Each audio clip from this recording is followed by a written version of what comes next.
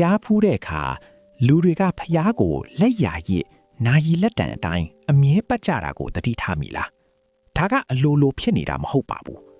ဗုဒ္ဓဘာသာမှာတော့လက်ရရစ်လှဲ့လေခြင်းဟာရိုသေလေးမြတ်မှုကိုဖော်ဆောင်တာပါနေမင်းကြီးရဲ့လားရာအတိုင်းအရှိကနေအနောက်ကိုပတ်ခြင်းဖြစ်ပြီးတဘာဝတရားနဲ့တသားတည်းဖြစ်မှုကိုကိုစားပြုပါတယ်ဒီလိုပြုလုပ်ခြင်းကိုပဋ္ဌခိနာပြုလုပ်ခြင်းလို့ခေါ်ပါတယ်မိမိကြည်ညိုရတဲ့အထွတ်အမြတ်ထားရအရာဝတ္ထုကိုမိမိရဲ့လက်ရာဘက်မှထားရှိခြင်းအပြင်ကြည်ညိုမှုကိုပြသတာပါဘဟုတုတအဖြစ်တည်ထားတဲ့အချက်၃ချက်၁ဂျိုးတိုင်းများပူဇော်ခြင်း